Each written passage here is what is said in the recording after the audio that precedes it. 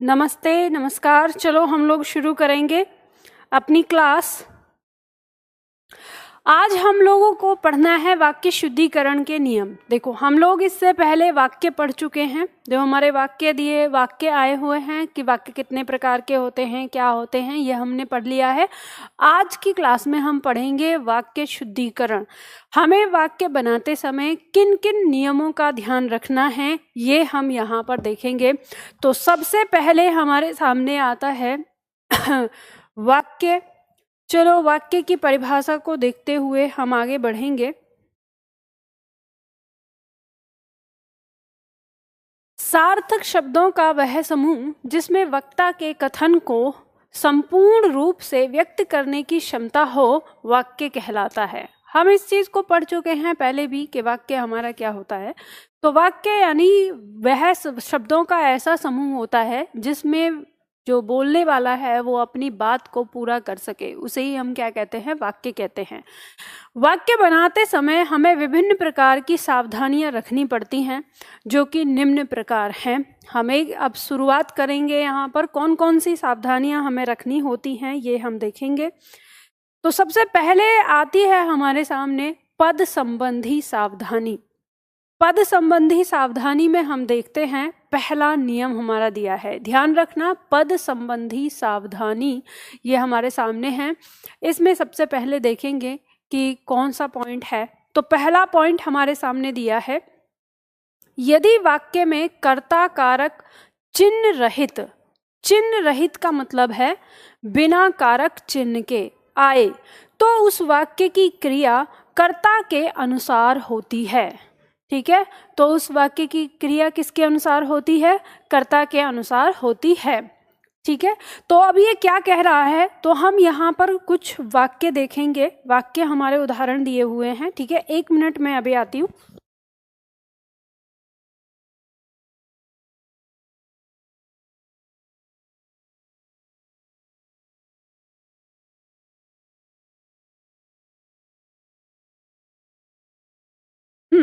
तो देखिए यहाँ पे मैंने क्या कहा, हमारे सामने पहला वाक्य है जो यहाँ वाक्य दिया है, यदि वाक्य में कर्ता कारक चिन्ह रहित यानी बिना कारक चिन्ह के आए तो उस वाक्य की क्रिया कर्ता के अनुसार होती है।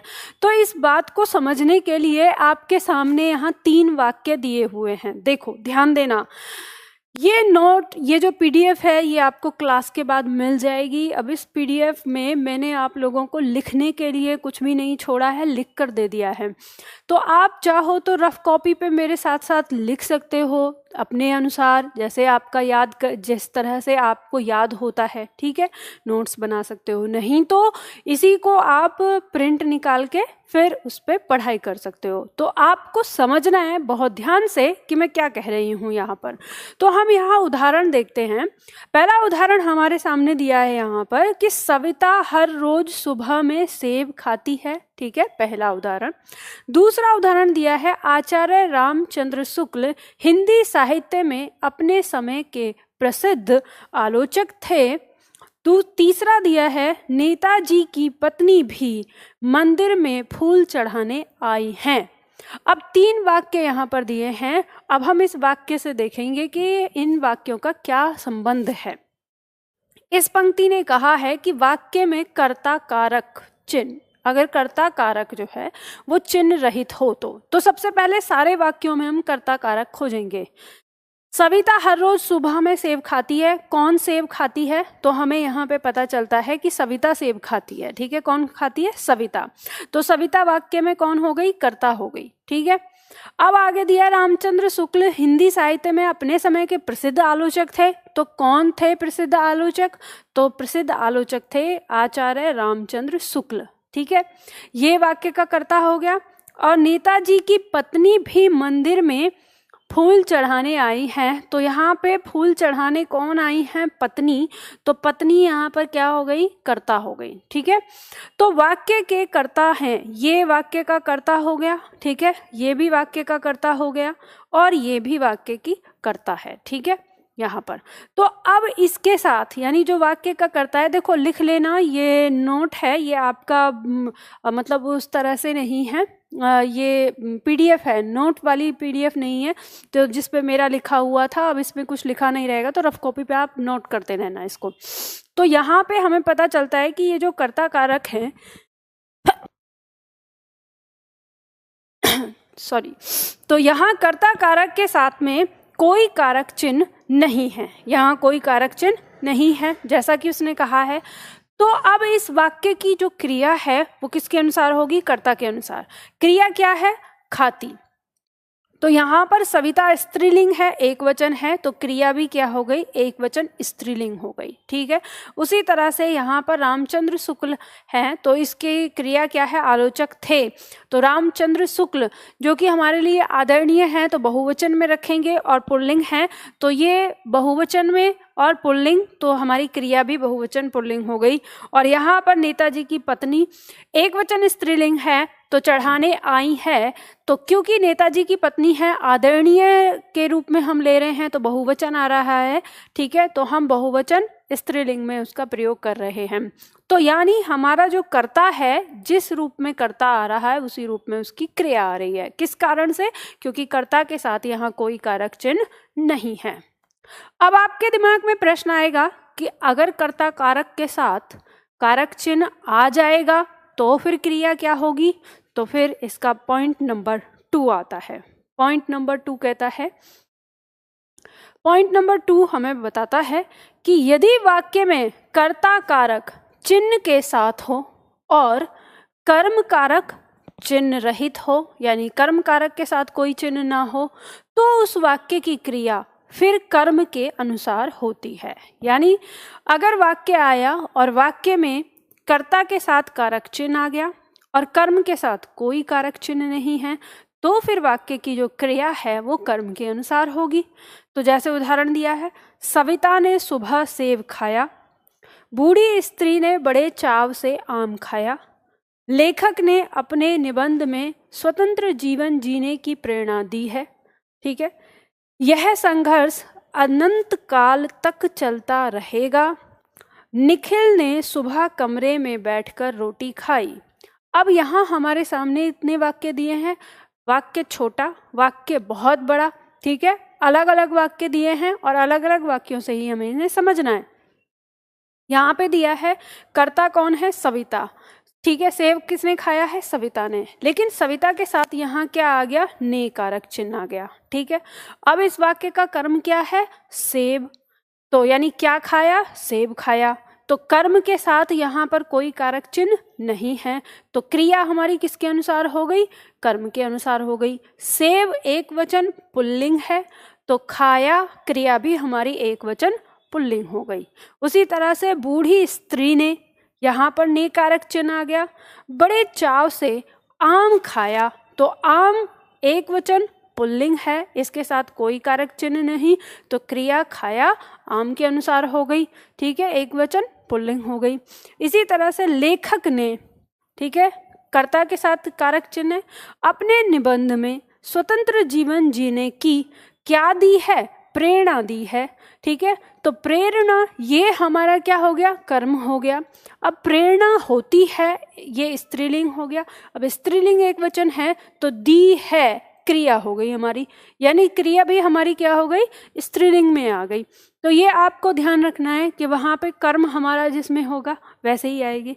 आगे दिया, यह संघर्ष अनंत काल तक चलता रहेगा। इस वाक्य में हमारा जो कर्म है, यानी अगर हम देखें इस वाक्य की अगर हम पहचान करें तो ये वाक्य हमारा कर्मवाच्य है, क्योंकि क्या चलता रहेगा अनंत काल तक? संघर्ष चलता रहेगा। और संघर्ष क्या है? एक निर्जीव है, तो निर्जीव में जब आ जाता है तो वो हमारे वाक्य के लिए क्या हो जाता है? हमारे वाक्य का एक तरह से कर्म हो गया। तो ये कर्मवाच्य है, तो संघर्ष अनंत काल तक चलता रहेगा, तो इसी में इसी के साथ कोई कारक चिन्ह नहीं है, तो हमारी जो क्रिया है वो इसके अनुसार हो गई, संघर्ष के अनुसार। आगे दिया है निखिल ने, यहाँ पे वाक्य का कर्ता है, कर्ता आ गया हमारा यहाँ पर ने, इसमें कर्ता के साथ ने कारक चिन्ह, और फिर क्या खाई, रोटी, रोटी स्त्रीलिंग है और खाई भी क्या हो गई, स्त्रीलिंग। ठीक है, तो रोटी के साथ यहाँ पर हमारी क्रिया हो गई। तो यहाँ पे हमें पता चला कि यानी जो कुछ वाक्य होते हैं हमारे, उसमें अगर कर्ता कारक के साथ ने कारक चिन्ह आ गया तो उस वाक्य की क्रिया कर्म के अनुसार होती है, यदि कर्म के साथ कोई कारक चिन्ह नहीं होता। अब आपके दिमाग में प्रश्न आएगा कि मैम अगर कर्ता कारक के साथ और कर्म कारक के साथ दोनों के साथ ही अगर कारक चिन्ह आ गया तो फिर क्रिया क्या होगी? तो तीसरा पॉइंट हमारा कहता है, हमारा तीसरा पॉइंट बताता है इस चीज के बारे में। तीसरा पॉइंट कहता है हमारा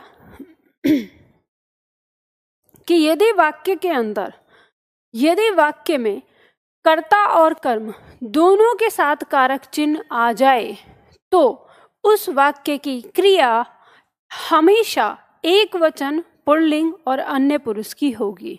तो क्या हो जाएगी? तो उस वाक्य की क्रिया स्वतंत्र हो जाएगी। और स्वतंत्र क्रिया क्या होती है? एक वचन, हमेशा एक वचन, पुल्लिंग और अन्य पुरुष की हो जाएगी। तो जैसे उदाहरण देखेंगे हम, यहाँ पर दिया है माली ने। अब माली ने यहाँ पे क्या है? कर्ता कारक है, तो ने कारक चिन्ह लग गया। कल ही फूलों को तोड़ लिया, फूलों को, तो यहाँ पर ये क्या हो गया? हमारा कर्म हो गया। तो माली ने कर्ता और फूलों को ये कर्म, ठीक है। तो तोड़ लिया, तो दोनों ही हमारे क्या हो गए? कारक चिन्ह के साथ हो गए। तो तोड़ लिया, ये हमारी जो क्रिया है ये क्या हो गई? स्वतंत्र हो गई। स्वतंत्र क्रिया एक वचन पुल्लिंग की होगी। ठीक है। अब जैसे दिया है माँ ने रात में बच्चे को जल्दी सुला दिया होगा, तो सुला दिया होगा एक वचन पुल्लिंग हो गया हमारा, क्योंकि दोनों के साथ कारक चिन्ह आया। इसी तरह से शिक्षक ने कक्षा में शोर मचाने पर सभी छात्रों को डांटा, तो डांटा फिर से हमारा एक वचन हो गया, पुल्लिंग हो गया। ठीक है, क्योंकि दोनों कारक चिन्ह आए हैं यहाँ पे, कर्म कारक भी और कर्ता कारक भी। और दीपा ने आज सुबह स्कूल में सोहन को पीटा, फिर से पीटा एक वचन पुल्लिंग हो गया हमारा, क्योंकि ने कारक चिन्ह और को कारक चिन्ह दोनों आए हैं। तो हमारी क्रिया जो है वो क्या है? स्वतंत्र है, एक वचन और पुल्लिंग की है। ठीक है। अब यहाँ पर आपके दिमाग में ये होगा कि मैम हमारी परीक्षा में यहाँ से प्रश्न किस तरह से आएगा? तो ये बात ध्यान रखिएगा, यहाँ से प्रश्न कैसे आएगा मैं बता देती हूँ। प्रश्न आपका अशुद्ध रहेगा। ठीक है, मतलब प्रश्न में कहेगा कि शुद्ध या अशुद्ध वाक्य की बात करेगा। अब मान लो ऐसे आ गया वाक्य कि दीपा ने आज सुबह स्कूल में सोहन को पीटी है।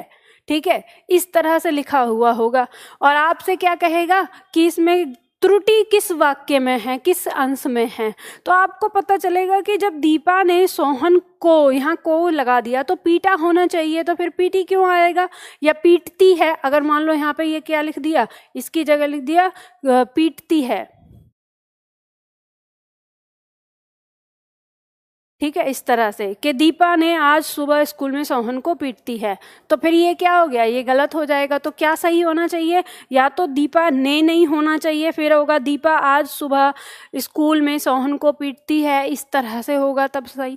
और अगर ऐसे आ गया तो त्रुटि क्या हो जाएगी? वही पीटती हुई। तो इसको इस तरह से आपकी परीक्षा में जो यहाँ से प्रश्न आएंगे वो ऐसे आएंगे कि आपसे ये पूछा जाएगा कि कौन सा सही है और कौन सा गलत है। ठीक है, ये यहाँ से आएगा। तो जब आपको ये सब पता होगा कि किसके साथ किसका हम प्रयोग करते हैं तो आप इसे आसानी से सीख पाएंगे।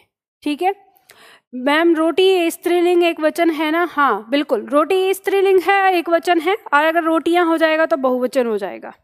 ठीक, आगे बढ़ते हैं। आता है हमारा नंबर 4। अब नंबर 4 पॉइंट कहता है हमारा, यदि वाक्य में दो भिन्न लिंग के कर्ता संयोजक शब्द कौन सा है? और, एवं, तथा, व से रहित या सहित हो तो उस वाक्य की क्रिया बहुवचन एवं लिंग पुल्लिंग होता है। देखो समझो इसने क्या कहा है। इसने क्या बोला है? इसने आपसे कहा है कि यदि किसी वाक्य के अंदर क्या हो, दो भिन्न लिंग के कर्ता हों। दो भिन्न लिंग का मतलब है एक स्त्रीलिंग और एक पुल्लिंग, क्योंकि हमारे पास दो ही तो लिंग हैं, एक स्त्रीलिंग और एक पुल्लिंग, और भिन्न की बात कर रहा है ये, तो भिन्न मतलब अलग अलग। तो हमारे पास अगर किसी वाक्य में दो कर्ता हैं, एक स्त्रीलिंग और एक पुल्लिंग, तो कह रहा है, और वो चाहे वो और से जुड़े हों चाहे योजक से जुड़े हों, योजक चिन्ह से जुड़े हों, तो सदैव उस क्रिया यानी उस वाक्य की जो क्रिया है वो बहुवचन होगी और जो लिंग होगा उस क्रिया का वो पुल्लिंग होगा। तो ये हम यहाँ पर देखते हैं कि जैसे यहाँ पे हमारे सामने दिया है, राम सीता वन को जा रहे थे। तो यहाँ दिया है राम सीता वन को जा रहे थे। अब इसमें राम पुल्लिंग और सीता स्त्रीलिंग, लेकिन ये जुड़े किससे हैं? तो ये जुड़े हैं योजक चिन्ह से, ठीक है। वन को जा रहे थे, तो ये सही है हमारा वाक्य, क्योंकि दोनों जा रहे थे बहुवचन हो गया और पुल्लिंग हो गया। भाई और बहन सुबह ही स्कूल चले गए थे। तो यहाँ पर भाई पुल्लिंग और बहन स्त्रीलिंग और से जुड़े हैं, तो भी कोई फर्क नहीं पड़ता, क्रिया जो है वो हमारी बहुवचन होगी और क्या होगी, पुल्लिंग होगी। तो क्रिया बहुवचन है और पुल्लिंग है। उसी तरह से माता पिता बाहर आंगन में बैठे हैं। तो माता पिता एक साथ आ गए, ठीक है, हमें कोई फर्क नहीं पड़ता, इसमें हमारी जो क्रिया है वो बहुवचन होगी और पुल्लिंग होगी। ये हमें समझ में आ गया नियम, ठीक है। तो अब आपकी परीक्षा में यहाँ से प्रश्न कैसा होगा? तो यहाँ से प्रश्न आपकी परीक्षा में ऐसे ही होगा। मान लो अगर ऐसे आ गया, ये जैसे शब्द दिया भाई और बहन, ये दिया है कि भाई और बहन सुबह ही स्कूल चली गई थी। अगर ऐसे दे दिया तो इसमें गलती क्या हो जाएगी? क्योंकि भाई यहाँ पर भाई और बहन हैं, दोनों दिए हैं, तो पुल्लिंग होना चाहिए, स्त्रीलिंग क्रिया नहीं होगी, ठीक है। तो इस तरह से आप त्रुटि पहचानेंगे वाक्य के अंदर। आगे आते हैं हम अगला पॉइंट। तो अगला पॉइंट नंबर 5। पॉइंट नंबर 5 हमारा क्या कहता है, हमें समझना है। पॉइंट नंबर 5 कहता है कि यदि वाक्य में एक ही लिंग वचन पुरुष के अनेक कर्ता हों और अंतिम कर्ता किसी समुच्चय बोधक शब्द, समुच्चय बोधक शब्द क्या है? और, एवं, तथा, व। अब ये आपको याद होना चाहिए, क्योंकि हमने अविकारी शब्द में पढ़े हैं, हमने पहले ही पढ़ लिए। अब ये ध्यान रखिएगा, आपकी परीक्षा के अंदर जो मैंने आप लोगों को पढ़ाया है, आप जो प्रश्न आए आपकी परीक्षा के अंदर वो परिभाषा से भी आए हैं, कि जैसे क्रिया की परिभाषा या विशेषण की परिभाषा या सर्वनाम की परिभाषा, ठीक है। तो ये सारी चीज़ें आपको जो मैंने पढ़ाई हैं शुरू संज्ञा से लेके और अविकारी शब्द तक, तो वो सब आपको समझ के और पढ़ के याद रखना चाहिए, ठीक। तो यहाँ पे कह रहा है कि किसी भी समुच्चय बोधक शब्द, और समुच्चय बोधक शब्द हमारे पास क्या है? और, एवं, तथा और व, ठीक है। तो इनसे जुड़ा हो तो उस वाक्य की क्रिया बहुवचन एवं लिंग कर्ता के अनुसार होगा। लिंग कर्ता के अनुसार कैसे होगा? इसलिए होगा कि जो यहाँ पर जो लिंग वचन या दिया है ना, एक ही लिंग वचन के अगर स्त्रीलिंग आया तो स्त्रीलिंग, पुल्लिंग है तो पुल्लिंग, ठीक है। तो यहाँ पे ये कह रहा है, लेकिन क्रिया क्या हो जाएगी? बहुवचन हो जाएगी, क्योंकि अनेक कर्ता हो गए तो बहुवचन हो गए। तो जैसे हम उदाहरण देखते हैं, हमारे सामने उदाहरण दिया हुआ है, यहाँ पर हम देखेंगे। जैसे पहला दिया है दिनेश, रमेश, विजय और कुशल। तो दिनेश, रमेश, विजय और कुशल अनेक कर्ता हैं। बाजार से सामान ला रहे हैं, तो सामान ला रहे हैं ये हमारा क्या हो गया? बहुवचन हो गया। बहुवचन और लिंग क्या है? क्योंकि पुल्लिंग है कर्ता, तो जो क्रिया है वो भी क्या हो जाएगी? पुल्लिंग हो जाएगी, ठीक है। आगे दिया है शीला, सोनिया और दीपा स्कूल से आ रही हैं। तो यहाँ पर आ रही हैं क्रिया हमारी बहुवचन है, लेकिन क्योंकि यहाँ कर्ता क्या है? हमारे स्त्रीलिंग हैं, तो क्रिया भी स्त्रीलिंग हो गई। उसी तरह से मोहन, दीपक और संजू दौड़ प्रतियोगिता में भाग लेंगे। तो यहाँ पर ये भी क्या है? ये अनेक कर्ता हैं, तो क्रिया बहुवचन हो गई, और कर्ता हमारे किस में है? पुल्लिंग में है, तो क्रिया भी हमारी क्या हो गई? पुल्लिंग में हो गई। बात समझ में आ गई आप लोगों को? मैं और दोनों ही संयोजक चिन्ह हैं, बहुवचन और पुल्लिंग हैं। मैं और दोनों ही, ये क्या लिख रहे हो आप? समझ में नहीं आया।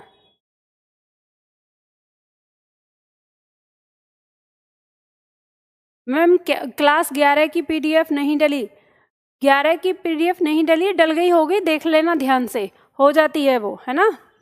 और मैं एक बार चेक करवा लूँगी, मिल जाएगी। चलो, तो आगे आपका पॉइंट आता है, अब ये आ गया। इसके बाद आगे आपका पॉइंट है पॉइंट नंबर 6। जब हमने ये पढ़ा, इसके बाद पॉइंट नंबर 6 हमारा क्या कहता है, उसे हम देखेंगे यहाँ पर। चलो देखो, तो यदि वाक्य में कह रहा है, यदि वाक्य में भिन्न लिंग वचन पुरुष के अनेक कर्ता हों, ठीक है, भिन्न लिंग वचन के, और अंतिम कर्ता किसी समुच्चय बोधक से जुड़ा हो, तो उस वाक्य की क्रिया बहुवचन होगी। बहुवचन तो होगी क्योंकि अनेक कर्ता हैं, ये तो हमें पता चल गया कि वचन तो बहुवचन ही होगी, ठीक है। अब लेकिन लिंग क्या होगा, लिंग अंतिम कर्ता के अनुसार होगा। और ये कब, ये तब की बात कर रहा है जब वाक्य में अनेक भिन्न लिंग वचन के कर्ता आए हों, ठीक है। तो अब हम यहाँ पे देखते हैं, तो अनेक में जैसे एक पुरुष हो गया, एक पुरुष, 2 बच्चे और एक महिला, तो देखेंगे एक पुरुष, 2 बच्चे 3 और एक महिला 4, यानी कुल संख्या कितनी होगी, 4 लोग हो गए, यानी अनेक कर्ता हो गए, ठीक है। अब उसमें भी पुरुष और बच्चे तो क्या हैं, पुल्लिंग में आ जाएंगे, और महिला किस में आ गई, स्त्रीलिंग में, तो ये भी भिन्न हो गया। तो यहाँ पर यानी ये भिन्न आ गए। अब यहाँ पर ऐसे वाक्य में क्या होगा कि क्रिया तो हमारी बहुवचन होगी ही, लेकिन उस क्रिया का, यानी जो वो क्रिया है हमारी, तो उस क्रिया का लिंग जो है वो अंतिम कर्ता के अनुसार होगा। अब अंतिम कर्ता कौन है, तो हम यहाँ देखेंगे कि इस वाक्य में हम देख पा रहे हैं कि इस वाक्य में अंतिम कर्ता हमारा महिला दिया हुआ है। एक पुरुष, 2 बच्चे और एक महिला, तो अंतिम कर्ता हमारा क्या है, और के बाद वाला है। तो जब अंतिम कर्ता महिला आया है यानी स्त्रीलिंग आया है, तो इस वाक्य की क्रिया जो है वो क्या होगी, वो स्त्रीलिंग होगी, और इसका वचन क्या होगा, वो बहुवचन होगा। तो हमने देखा एक पुरुष, 2 बच्चे और एक महिला पुराने मंदिर की ओर जा रही हैं, ठीक है, इस तरह से आ गया। अब दूसरा पॉइंट हमारा यहाँ पे दिया हुआ है कि एक महिला और 3 लड़कियां और 2 पुरुष, तो एक महिला और 3 लड़कियां 4 और 2 पुरुष यानी 6, तो 6 कर्ता हो गए हमारे वाक्य में, अनेक कर्ता हो गए, ठीक है। मेला देखने जाने वाले हैं, तो जाने वाले हैं हमने लगाया, ये पुल्लिंग हुआ। क्यों हुआ, क्योंकि और के बाद यहाँ पर हमारा पुल्लिंग है। अंतिम कर्ता क्या है हमारा, अंतिम कर्ता पुल्लिंग है। तो जब अंतिम कर्ता पुल्लिंग में आएगा तो जो क्रिया है वो हमारी क्या होगी, वो क्रिया हमारी पुल्लिंग ही हो जाएगी, बहुवचन तो पहले से ही है। तो एक महिला, 3 लड़कियां और 2 पुरुष मेला देखने जाने वाले हैं, ठीक है। अब नेक्स्ट पॉइंट आता है हमारा, 4 गायें, 3 बकरियां और 1 घोड़ा घर के पीछे वाले मैदान में चर रहे हैं। तो क्या हुआ, देखो 4 गायें हैं, 3 बकरियां हैं, तो 4 और 3 7 हो गए, और 1 घोड़ा 8 हो गए। तो 8 में पुल्लिंग एक ही है, ठीक है, क्या है, घोड़ा, लेकिन फिर भी क्रिया हमारी क्या है, पुल्लिंग लगी है। क्यों, क्योंकि अंतिम कर्ता जो है वो क्या है, पुल्लिंग है। तो अंतिम कर्ता हमारा पुल्लिंग है, तो तब हम इसमें यहाँ पर लगाएंगे कि बहुवचन है और चर रहे हैं, पुल्लिंग में ही आएगा। तो 4 गायें, 3 बकरियां और 1 घोड़ा घर के पीछे वाले मैदान में चर रहे हैं, ठीक है, इस तरह से आ जाएगा। बात समझ में आ गई मैम? आगे वाले कर्ता के अनुसार होगा ना 5 नियम में? नहीं, आगे वाले में नहीं होता है, ये बात ध्यान रखना। सबसे पहले वाले में नहीं होगा, सबसे अंतिम में होगा, ठीक है। क्या होगा, अंतिम के लिए। जो अगर हम जिसमें भी देखते हैं, अब ये जो हमारा छठा है इसमें तो हम अंतिम के अनुसार देख रहे हैं। नंबर 5 जो था वो हमारा क्या था, कह रहा है लिंग कर्ता के अनुसार। तो देखो इसमें क्या है, इसमें एक ही है, देखो दोनों में अंतर समझना। पॉइंट नंबर 5 और पॉइंट नंबर 6 में अंतर समझना। पॉइंट नंबर 5 में एक ही लिंग वचन के लोग होंगे, ठीक है। अगर पहली बार स्त्रीलिंग आ गए तो सारे स्त्रीलिंग में होंगे, और अगर दूसरी मतलब पहली बार पुल्लिंग में आ गए तो सारे पुल्लिंग होंगे, ठीक है। लेकिन जो पॉइंट नंबर 6 है ना हमारा, इसमें पुल्लिंग भी है और स्त्रीलिंग भी है, तो इसमें हम अंतिम कर्ता लेते हैं। तो इसलिए पॉइंट नंबर 5 में तो लिंग एक ही है लेकिन वचन ज़्यादा हैं, ठीक है। 2 हो सकते हैं, 4 हो सकते हैं, 10 हो सकते हैं, तो उसमें क्या है मतलब वचन ज़्यादा हैं लेकिन लिंग तो एक ही है। तो जो लिंग है वही आएगी क्रिया, समझ गए। लेकिन छठे में क्या है, इसमें अलग अलग हैं, तो इसमें और के बाद वाला जो होगा उसके अनुसार होगी। बात समझ में आ गई, ठीक है। ये थोड़ा सा कंफ्यूजिंग हो जाता है, लेकिन ध्यान रखना क्योंकि परीक्षा में यहाँ से प्रश्न आता है, ये महत्वपूर्ण है, तो आपको बहुत बारीकी से ध्यान रखना पड़ेगा इसका। आगे आता है पॉइंट नंबर 7। पॉइंट नंबर 7 क्या कहता है हम देखेंगे। पॉइंट नंबर 7 हमारा कहता है यदि वाक्य में अनेक कर्ता समुच्चय बोधक शब्द या और अथवा से जुड़े हों तो उस वाक्य की क्रिया अंतिम कर्ता के वचन एवं लिंग के अनुसार होगी। तो इसने क्या कहा है कि हमारे जो समुच्चय बोधक शब्द हैं, एक बार तो संयोजक हैं जोड़ने वाले, और तथा एवं व, ठीक है, ये तो जोड़ने वाले हैं। लेकिन एक और समुच्चय बोधक शब्द होते हैं हमारे विभाजक, यानी जो तोड़ने वाले होते हैं, जोड़ते हुए भी क्या करते हैं अलग अलग दिखाते हैं, ठीक है। कौन से हैं वो, या और अथवा, ये 2 शब्द हैं। अगर किसी वाक्य में या और अथवा शब्द का प्रयोग किया गया होगा तो उस वाक्य की जो क्रिया है वो उसके अंतिम कर्ता यानी अथवा के बाद जो दिया हुआ है कर्ता उसके अनुसार ही लगेगी, और उसी के अनुसार लिंग होगा और उसी के अनुसार वचन होगा। जैसे उदाहरण दिया हुआ है यहाँ पर, मान लो दिया है लड़के अथवा रानी इस नृत्य को जानती है।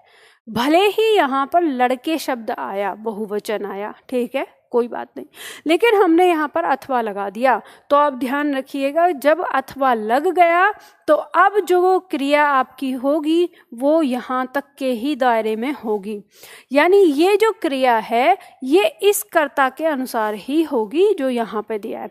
अब ये कर्ता क्या है, ये कर्ता है एक वचन और स्त्रीलिंग है, तो क्रिया भी एक वचन स्त्रीलिंग यहाँ पे हो गई, ठीक है। अब यहाँ दिया है मेरे साथ सीमा अथवा विजय बाजार जाएगा।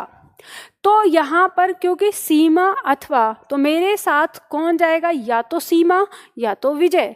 तो अगर हम कहते कि मेरे साथ विजय अथवा सीमा बाजार जाएगी होता, लेकिन क्योंकि अब यहाँ पे क्या आ गया कि सीमा पहले आ गई और विजय बाद में है, तो अब विजय के अनुसार आएगा विजय बाजार जाएगा, या तो सीमा जाएगी या तो विजय जाएगा, ठीक है। तो अथवा के बाद जो आया उसी के अनुसार उसकी क्या हुई, क्रिया का प्रयोग हुआ, ठीक है। अब आगे दिया हुआ है नेक्स्ट वाक्य में कि कुशल अथवा विजय यहाँ नहीं रहता था। अब देखो, हम जैसे आम तौर पर बोलते हैं तो हम क्या कहते हैं, कुशल अथवा विजय यहाँ नहीं रहते थे, हम इस तरह से कह देते हैं। लेकिन ये क्या हो जाता है, ये हमारा गलत हो जाता है। ये तरीका क्या है हमारा, गलत है। क्यों गलत है, क्योंकि हमें पता है कि या तो कुशल या तो विजय, दोनों नहीं, दोनों में से कोई एक, ठीक है, इसीलिए हम अथवा का प्रयोग कर रहे हैं। अगर दोनों होते तो हम अथवा के स्थान पर और का प्रयोग करते। बात समझ में आई। तो इसलिए जब अथवा लग गया तो दोनों में से कोई एक, तो इसलिए हम अंतिम का प्रयोग करते हैं। तो कुशल अथवा विजय यहाँ नहीं रहता था, ठीक। उसी तरह से इस बार खेल प्रतियोगिता में लड़के अथवा लड़कियां भाग लेंगी। तो लास्ट में लड़कियां आया है तो इसलिए भाग लेंगी, ये हमने दिया कि इस बार खेल प्रतियोगिता में लड़के अथवा लड़कियां भाग लेंगी, ठीक है। इस तरह से समझ में आ गया वाक्य हमारा। तो यहाँ पे हमारा पॉइंट नंबर 7।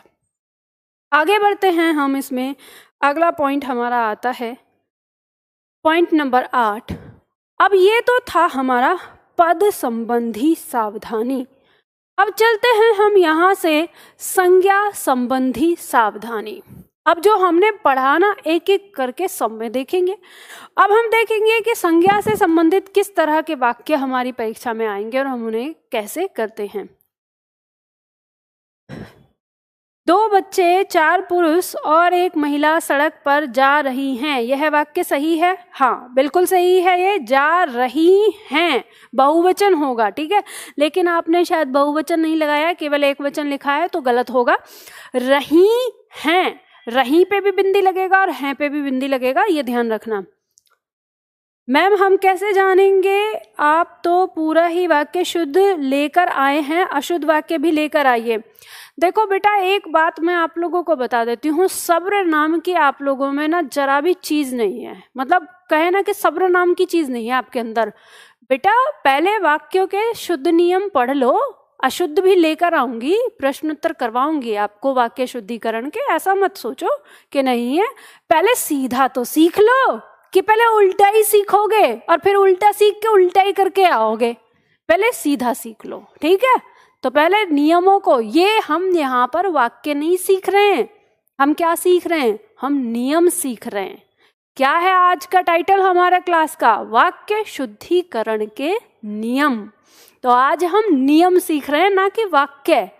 तो हमें नियम अपने दिमाग में रखना होगा, तभी तो हम वाक्य आगे कर पाएंगे। तो जब पहले आपको नियम बताऊंगी, 2 दिन की क्लास होगी आपकी नियम की, तो पहले आप नियम पढ़ोगे और नियम के बाद 2 दिन के बाद जो क्लास होगी आपकी, उस दिन पूरे दिन आपको मैं प्रश्न उत्तर करवाऊंगी और उस दिन आपको अशुद्ध वाक्य ही दूंगी और उन्हें आपको आज 2 दिन की क्लास को याद रखकर उनका फिर अभ्यास करना होगा और तब आप अपना दिमाग चलाएंगे। और उसके बाद यानी कल की क्लास के बाद जो अगली क्लास होगी, उस क्लास के बाद आपको फिर सारी चीज़ें समझ में आ जाएंगी और आपका पूरा एक तरह से ना जो आपका पेपर है वो सारा सॉल्व हो जाएगा। क्योंकि अभी तक तो हम सिर्फ सीख रहे हैं, तब हम चलेंगे, प्रैक्टिस करेंगे फिर हम। तो जब हम प्रैक्टिस करेंगे तो हमें अपने आप समझ में आ जाएगा कि हमने क्या सीखा है। तो इसीलिए मैं आपसे कह रही हूँ कि जो मैं पढ़ा रही हूँ बस इतना करो कि उसको पढ़ते चले जाओ, जो मैंने आपको अभी तक सिखाया है। कोई सवाल नहीं, कोई किंतु परंतु लेकिन नहीं, ठीक है। क्या करना है? जितना मैं बताती जा रही हूँ दिमाग में बैठाते चले जाओ। हमेशा याद रखो, जो एक अच्छा और एक सच्चा शिष्य होता है वो अपने गुरु के तरीके पर कभी सवाल जवाब नहीं करता और ना कभी गुरु को ये सिखाता कि आपको मुझे क्या बताना चाहिए क्या नहीं। ये गुरु को पता होता है कि वो अपने छात्रों को किस तरह से सिखा रहा है ना, तो कैसे लेके चलेगा। तो इसलिए बस सीखते रहो। जो नियम मैं आज पढ़ा रही हूँ, आज पढ़ा रही हूँ और कल पढ़ा रही हूँ, 2 दिन में होगा, 1 दिन में पूरा नहीं कराऊंगी, नहीं तो खिचड़ी हो जाएगी दिमाग में। तो ये जो नियम मैं करा रही हूँ बस इनको आपको याद रखना है अपने दिमाग में, क्योंकि जब मैं आपसे पूछूंगी तब आपके दिमाग में तुरंत नियम की संख्या भी आ जानी चाहिए कि ये नियम हमने कौन सी संख्या पे पढ़ा है। समझ में आई ना बात? तो इस तरह से ध्यान रखिए। अभी इसके बाद मैं आप लोगों का कमेंट नहीं देखूंगी क्योंकि आप लोग बेचैनी करते हो ना, तो इसको ध्यान रखो, ठीक है। चलो, तो बात समझ में आ गई ना। तो अब हम पढ़ते हैं सबसे पहले संज्ञा संबंधी सावधानी। तो पॉइंट कहता है हमारा यहाँ पर, पॉइंट कह रहा है कि प्राय भाववाचक संज्ञा एक वचन में प्रयोग की जाती है। क्या कहा है इसने? भाववाचक। यानी जब भी कभी आप वाक्य में देखो भाववाचक संज्ञा दी हुई है वो एक वचन के अंदर आएगी। जैसे प्रेम ही जीवन का आधार है, तो यहाँ पर जो प्रेम शब्द है ये क्या है? भाववाचक संज्ञा है हमारी, ठीक है। जीवन जो शब्द है ये भी भाववाचक संज्ञा है, आधार जो है ये भी भाववाचक संज्ञा है। तो प्रेम ही जीवन का आधार है, तो पूरा का पूरा वाक्य हमारा एक वचन में है। तो आधार है हमने एक वचन लगाया, एक वचन में प्रयोग हुआ। बुढ़ापा उसके लिए रोग बन चुका था, तो बुढ़ापा, क्योंकि बुढ़ापा शब्द है भाववाचक संज्ञा है, इसलिए बन चुका था ये हमने यहाँ पर प्रयोग किया। बन चुके थे नहीं करेंगे हम, या बन चुकी थी का प्रयोग नहीं कर रहे, क्योंकि बुढ़ापा तो जो शब्द है हमारा वो क्या है? वो पुल्लिंग है, ठीक है। क्रोध मनुष्य में विकार उत्पन्न करता है, क्रोध मनुष्य में विकार उत्पन्न करता है। अब इन वाक्यों में आपको कैसे आएगा अशुद्धि? तो अशुद्धि ऐसे ही आएगी। मान लो ये कह दिया क्रोध मनुष्य में विकार उत्पन्न करती है, ऐसे दे दिया, या क्रोध मनुष्य में विकार उत्पन्न करते हैं ऐसे दे दिया, तो आपको फिर उसे सही करना होगा कि ना तो ये स्त्रीलिंग है और ना ही ये बहुवचन है, तो ये क्या है, एक वचन है, तो आपको ऐसे सही करना पड़ेगा। तो ये आपको समझना है। तो अभी तो हम पहले सही पढ़ रहे हैं, ठीक है, समझ रहे हैं। अब अगला पॉइंट हमारा आता है पॉइंट नंबर 9। पॉइंट नंबर 9 कहता है कि प्राय द्रव्यवाचक संज्ञा एक वचन में प्रयोग होती हैं। तो कह रहा है कि प्राय द्रव्यवाचक संज्ञा जो हैं वो एक वचन में प्रयोग होती हैं। जैसे इन सभी बर्तनों में चांदी जड़ी है। वाक्य कैसे आ गया कि इन सभी बर्तनों में चांदी जड़ी है, ये आपको करना है। तो चांदी जड़ी है, इसको हम यहाँ पे लिखेंगे। अब जड़े हैं होता तो बहुवचन हो जाता तो गलत होता, या जड़ी हैं होता बहुवचन तो गलत होता, ठीक है। तो चांदी, क्योंकि द्रव्यवाचक संज्ञा है चांदी, तो ये किस में आएगी, एक वचन में। ऐसे ही कुछ समय बाद यहाँ का पानी सूखने लगेगा। तो यहाँ क्या दिया है, कुछ समय बाद यहाँ का पानी सूखने लगेगा। तो लगेगा ये किसको दिखा रहा है, एक वचन को दिखा रहा है, ठीक है। तो इसमें हमारा द्रव्यवाचक संज्ञा क्या है, पानी है, तो पानी सूखने लगेगा। आगे दिया है विश्व में सबसे अधिक दुबई में तेल का भंडार है।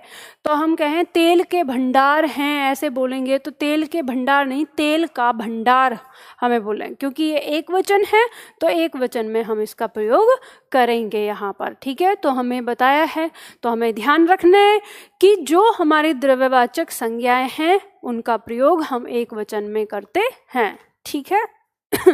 चलो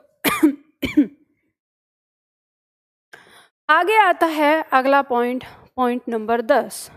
पॉइंट नंबर 10 हमारा कहता है अन्य भाषाओं के यहाँ पे दिया, अन्य भाषाओं के संज्ञा शब्दों का प्रयोग हिंदी देवनागरी में करने पर उनका लिंग वचन हिंदी के नियमों के आधार पर ही होता है। तो आप देखो यहाँ पर हमें ये देखना है कि ये क्या कह रहा है। ये कह रहा है कि जो अन्य भाषाएं हैं हमारी, दूसरी जो भाषाएं हैं, ठीक है, अगर उन दूसरी भाषाओं का प्रयोग हम किस में कर रहे हैं, हिंदी की देवनागरी लिपि में हम कर रहे हैं, तो उनका लिंग वचन जो बनता है वो हिंदी के नियमों के आधार पर ही बनता है। कैसे, जैसे यहाँ पे कुछ आपके लिए शब्द दिए हैं। जैसे शब्द है डॉक्टर, ठीक है। डॉक्टर शब्द जो है ये अंग्रेजी शब्द है। अगर आप अंग्रेजी में इसका बहुवचन बनाते हैं तो डॉक्टर का बहुवचन डॉक्टर्स होता है। क्या बनता है, डॉक्टर्स कहते हैं ना अंग्रेजी के अंदर। तो लेकिन हम हिंदी में इसको डॉक्टर्स नहीं लिखेंगे, ठीक है, डॉक्टर्स नहीं करेंगे। तो हमें हिंदी में ही जब हम देवनागरी में करके लिख रहे हैं, यानी ऐसे लिख रहे हैं हम, तब हमें इसका क्या लिखना होगा, तब हमें इसको लिखना होगा डॉक्टरों।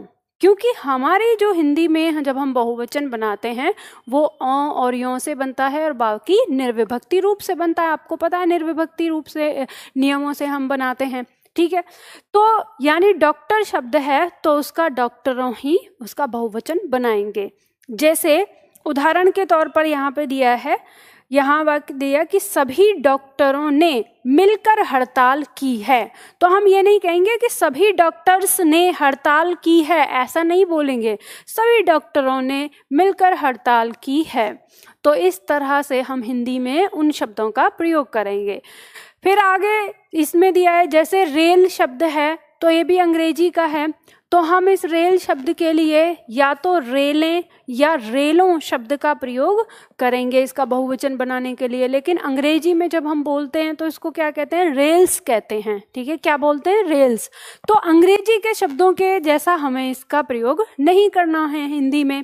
इसी तरह से जैसे उर्दू का शब्द है मकान, तो मकान उर्दू का शब्द है और जब उर्दू में इसका बहुवचन बनाते हैं तो मकानात होता है, लेकिन हम मकानात इसका प्रयोग नहीं करते, उर्दू के जैसा इसका प्रयोग नहीं करते। तो हम किसके जैसा करते हैं, हिंदी के जैसा।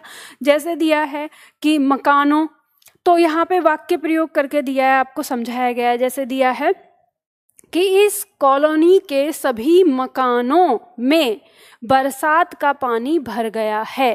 तो मकानों में, तो ये जो दिया है तो यहाँ पे हमने मकानात नहीं लगाया, हमने क्या लगाया, हिंदी के ही नियम के अनुसार इसका प्रयोग किया है कि सभी मकानों में बरसात का पानी भर गया है। तो इस तरह से हम यहाँ प्रयोग करते हैं। तो नियम ने हमें समझाया कि जो दूसरी भाषाओं के शब्द हैं, अगर वो देवनागरी लिपि में लिखकर हिंदी भाषा के जैसे प्रयोग किए जा रहे हैं तो उनका लिंग वचन हमारी हिंदी के नियमों के अनुसार ही बनाया जाता है। अब यहाँ पे आपको परीक्षा में कैसे मिलेगा, मान लो कि आपको ये रहे कि मैम परीक्षा में कैसे यहाँ से आएगा, तो परीक्षा में यहाँ पे ऐसे आ जाएगा कि मान लो ये वाक्य लिखा है कि सभी डॉक्टर्स ने मिलकर हड़ताल की है, वाक्य में त्रुटि पहचानिए। तो फिर वहाँ पर आपको क्या सही करना होगा, डॉक्टर्स नहीं होगा, डॉक्टरों, ये सही होगा। तो वहाँ पे आप त्रुटि पहचान जाएंगे कि ये त्रुटि इसमें हुई है। ठीक है, तो ये नियम आपको ये समझाता है। आगे बढ़ते हैं, अगला पॉइंट आता है हमारा, अगला आता है सर्वनाम संबंधी सावधानी। अब हम सर्वनाम संबंधी सावधानी यहाँ रखेंगे। सर्वनाम से संबंधित सावधानी हमें ध्यान देनी है। तो अब जैसे आपने सर्वनाम पढ़ा था उसमें तो जो परिभाषाएं पढ़ी थी तो परिभाषाएं याद करनी है, और अब सर्वनाम से संबंधित जो वाक्य हमारे आते हैं उनमें हमें उन चीज़ों को याद करना है। ठीक है, चलो तो अब हम यहाँ देखेंगे, दिया है यदि संज्ञा के बदले कोई सर्वनाम आता है तो उसमें भी वही लिंग और वचन होता है जो कि संज्ञा में है। ठीक है, अब यहाँ पे हम इसको समझ लेते हैं कि ये क्या कहना चाहता है, क्या कह रहा है। तो हम यहाँ देखते हैं, वाक्य दिया है, पुत्र ने पिता से पूछा कि वे कब तक लौट आएंगे। वाक्य कहता है पुत्र ने पिता से पूछा कि वे कब तक लौट आएंगे। तो यहाँ पर जो पुत्र है वो किसके लिए प्रयोग कर रहा है, पिता के लिए। तो पिता यहाँ पर क्या है, बहुवचन है। ठीक है, और पिता शब्द के लिए यहाँ पर जो सर्वनाम प्रयोग हुआ है वे, ये सर्वनाम प्रयोग हुआ है। तो वे क्या हो गया, हमारा बहुवचन। तो यहाँ पे जो हमारी संज्ञा प्रयोग हो रही है वही हम यहाँ पर प्रयोग कर रहे हैं। ठीक है, उसी वचन में यहाँ पर सर्वनाम का प्रयोग कर रहे हैं। अब जैसे दिया, सोनू ने कहा कि वह भी आम खाना चाहता है। तो यहाँ पे सोनू जो संज्ञा है इसके लिए सर्वनाम प्रयोग हुआ है वह। अब सोनू एक वचन पुल्लिंग है तो सोनू के लिए यहाँ पर जो सर्वनाम है वो एक वचन पुल्लिंग प्रयोग हुआ, और वो कौन सा है, वह। ठीक है, इसी तरह से आगे वाक्य दिया है, मीनाक्षी ने बताया कि वह बहुत अच्छा गाती थी। ठीक है, तो मीनाक्षी जो यहाँ पर शब्द है स्त्रीलिंग है, संज्ञा है। इस संज्ञा के लिए जो सर्वनाम यहाँ पर प्रयोग हुआ है वह, तो ये एक वचन स्त्रीलिंग वह है यहाँ पर सर्वनाम, तो हम यहाँ प्रयोग करेंगे। अब आप कहेंगे मैम इसमें वह ऐसे कैसे पता चलेगा कि वो स्त्रीलिंग है कि पुल्लिंग है, तो वो क्रिया कौन सी ले रहा है। ठीक है, ये वाला वह अपने साथ चाहता है क्रिया लेता है तो मतलब वो पुल्लिंग है, और ये वह अपने साथ गाती थी ये क्रिया ले रहा है तो मतलब कि यह स्त्रीलिंग है। तो हम इसकी पहचान जो है वो किससे करते हैं, वो हम क्रिया की मदद से करते हैं। बात समझ में आ गई। ठीक है, तो ऐसे जो हमारे संज्ञा और सर्वनाम हैं हम इनकी पहचान किसकी मदद से करते हैं, इनके लिंग की पहचान हमारे विशेषण से होती है या फिर हमारे क्रियापद से होती है। ठीक है, अब यहाँ पे अगला पॉइंट लेते हैं हम। अगला पॉइंट आता है हमारा पॉइंट नंबर 12। पॉइंट नंबर 12 कहता है हमारा, यदि अनेक भिन्न लिंग वाली संज्ञाओं के स्थान पर एक ही सर्वनाम आए तो वह बहुवचन में होगा और उसका लिंग पुल्लिंग होगा। अब इसने क्या कहा है, इस बात को गौर से समझने के लिए पहले वाक्य का प्रयोग देखिए। ठीक है, वाक्य का प्रयोग दिया है, यहाँ पे कहा है, अभी सीमा, छवि और दीपक बाजार गए हैं और वे शाम तक वापस आएंगे। तो यहाँ पर हमारे कितने मतलब कितनी संज्ञा हैं? अगर हम कर्ता की बात करें तो यहाँ पर 3 संज्ञाएं हमारी हो गई, ठीक है। तो यहाँ पे कहा है कि अनेक भिन्न लिंग वाली संज्ञाओं, ठीक। तो यहाँ पे सीमा, छवि और दीपक अनेक भिन्न भी हैं यहाँ पर लिंग, ठीक है, और अनेक हो गए, 3 हो गए यहाँ पर। इन सब के लिए एक ही सर्वनाम का प्रयोग होना है, तो एक सर्वनाम का प्रयोग यहाँ हो रहा है, ठीक है। तो वो किस में होगा? बहुवचन में होगा और उसका लिंग पुल्लिंग होगा। तो यहाँ पर हमारा ये बहुवचन है और लिंग क्या है? पुल्लिंग है। और वे शाम तक वापस आएंगे, ठीक है। तो यहाँ पर ये हो गया। उसके बाद आता है हमारा सुबह 2 पुरुष 3 महिलाएं और 2 बच्चे इस मंदिर में आए थे और वे अभी धर्मशाला में रुके हुए हैं। तो यहाँ पर जो वे शब्द आया है ये किसके लिए प्रयोग हुआ है? ये प्रयोग हुआ है हमारा इन पुरुष, महिला और बच्चों के लिए, ठीक है। तो इन सब के लिए इसका प्रयोग हुआ है।